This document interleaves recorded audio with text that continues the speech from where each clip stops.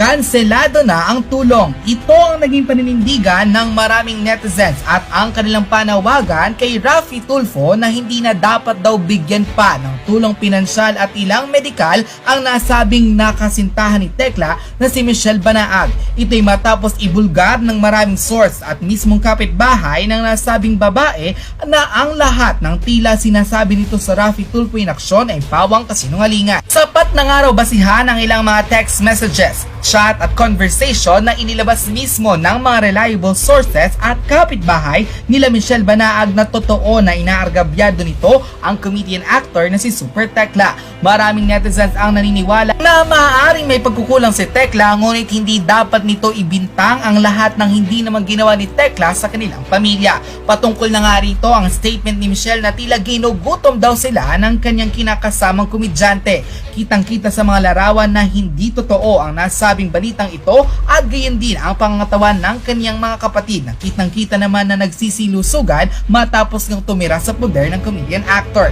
Isiniwalat din na hindi pa rin daw tumitigil sa kanyang bisyo si Michelle Banaag kaya't nagagawa niya ang lahat ng ito, partikular na ang siraan si Tekla sa programa ni Raffy Tulfo na Raffy Tulfo in Aksyon sa TV5.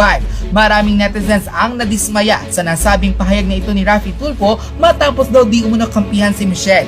Ngunit panawagan ng maraming netizens bigyan ng hustisya si Super Tekla at sa pamamagitan ng hindi pagbibigay ng tulong ni Sir Idol Raffy Tulfo kay Michelle ay magkakaroon ng kalinawan ng issue sa pagitan sa paninira ni Michelle sa kanyang kinakasamang komedyante. Isang malapit din sa buhay ni na Super Tekla at Michelle Banaag ang nanindigan na dapat lamang daw talagang hindi bigyan ni Idol Raffy Tulfo ng tulong si Michelle Banaag dahil marami ng pruweba na ito hindi pa rin tumitigil sa kanyang bisyo at tila niloko si Super Tekla at nagsinungaling sa kanilang programa. Portado din niya ang panawagan ng maraming netizens na i-cancel na ang lahat ng tulong ni Raffy Tulfo kay Michelle Banaag, and the netizen posted, "Now na it's proven na addict tong si Michelle at may kinakasamang tomboy, dapat lang na hindi na siya bigyan ng tulong ni Raffy Tulfo. Tinaihin naman sa ulo si Tekla. Pati karelasyon mong tomboy, sustentado ng pera ni Tekla.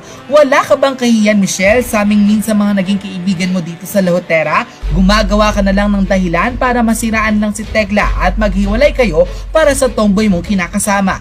Bistado ka na. Ang dami nang naglalabas ng ebidensya na talagang malakas ang amats niyong mag-anak. Mga adik, kayo na nga ang binubuhay, kayo pa ang ganitong magreklamo at palalabasin no, kayo pa ang kawawa dito.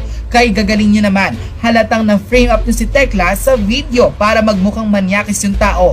Napakawalang yamo, Michelle. Pati yung kapatid mong kasing kapal ng bilbilang mukha, mga batugan, ayaw magbanat ng buto, mga palamunin.